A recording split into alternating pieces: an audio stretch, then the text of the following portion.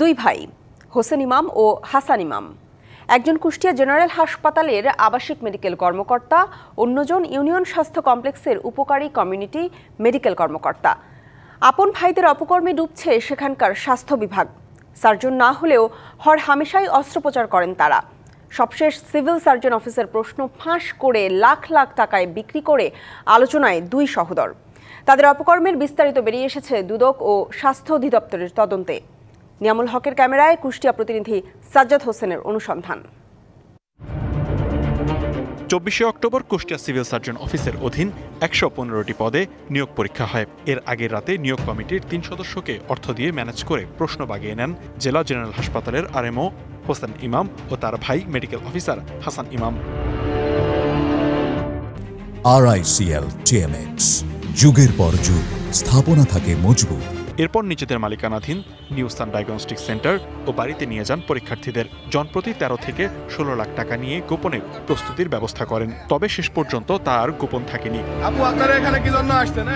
সাংবাদিকদের সক্রিয়তায় বেরিয়ে আসে থলের বিলাল।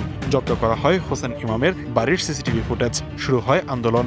দুদক ও স্বাস্থ্য অধিদপ্তরের তদন্তে বেরিয়ে এসেছে তাদের অপকর্ম। আমাদের কাছে প্রাথমিকভাবে প্রতিমান হয়েছে যে হ্যাঁ, এখানে প্রস্তাবটা ফাঁস হয়েছে এবং এর সাথে কিছু কতিপয় অসাধু কর্মকর্তা কর্মচারী বিভিন্ন পর্যায়ে জড়িত থাকতে পারে। বিতর্কিত যে বাড়ি, সে বাড়ি থেকে আমরা তাদের যে সিসিটিভি ক্যামেরা, সেই ফুটেজ সংগ্রহ করেছি। চিকিৎসা কর্মকর্তা বলেছেন যে ওনার বিষয়টা আমরা দেখব এবং একই সাথে আরেকজন ওনার ওই চিকিৎসা কর্মকর্তার সম্ভবত আত্মীয় আরেকজন এটার সাথে সম্পৃক্ত। আমরা ওনার কতটুকু সম্পৃক্ততা আছে আমরা একটু যাচাই করব। দ্রুত পরীক্ষা বাতিল ও অভিযুক্তদের পদ থেকে অপসারণ চান আন্দোলনকারীরা।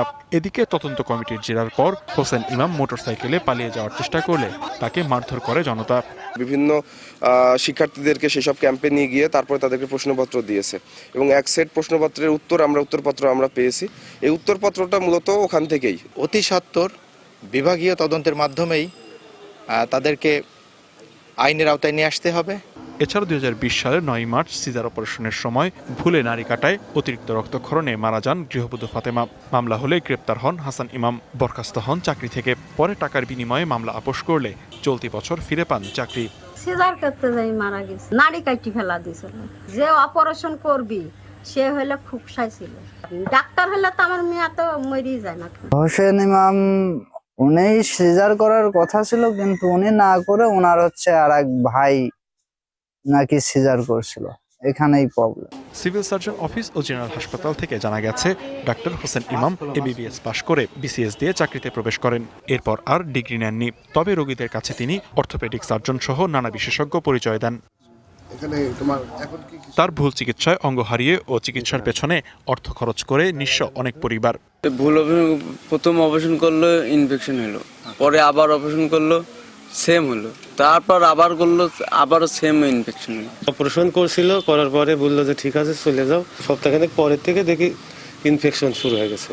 2020 সালের দিকে নিউ সান ডায়াগনস্টিক ও প্রাইভেট হাসপাতাল নামে একটি লাইসেন্স দেন তারা। 5 বছর দেননি সরকারি ফি। তথ্য গোপন করে নতুন করে আবেদন করে হোসেন ইমামের স্ত্রীর নামে নেওয়া হয় লাইসেন্স। মালিক তো ক্লিনিকের হোসেন ইমাম, ওই ভাড়া নিয়েছিল ডাক্তার হোসেন ইমাম। দুই ভাইয়ের বিরুদ্ধে অভিযোগের তদন্ত চলার কথা জানান সিভিল সার্জন। এই বিষয়ে একটা অভিযোগ এসেছিল, আমরা তখন তত্ত্বাবধায়ককে বলেছি এটা রিপোর্ট করে আমাদেরকে জানানোর জন্য। আজকে যদি মূল আসামিরা যদি ধরাছোঁয়ার বাইরে থেকে যায়, তাহলে কালকে একই ঘটনা ঘটবে। হোসেন ইমাম ও হাসান ইমাম একসাথে ছুটি নিয়েছেন। অভিযোগ অস্বীকার করে নিজেদের দাবি করেন নির্দোষ। ওই দিনের পুরো ঘটনাটাই আসলে আমি স্পষ্ট করে বলছি, হ্যাঁ, যে আমার একদমই জানার বাইরে, এবং আমি খুব দায়িত্ব নিয়ে বলছি এর সাথে আমার কোনো রকম সংশ্লিষ্টতা নাই। হোসেন ইমাম ও হাসান ইমামের বিরুদ্ধে অফিস ফাঁকি দিয়ে ক্লিনিকে রোগী দেখা, দালাল সিন্ডিকেট পোষাসহ নানা অভিযোগ আছে। DBC news desk.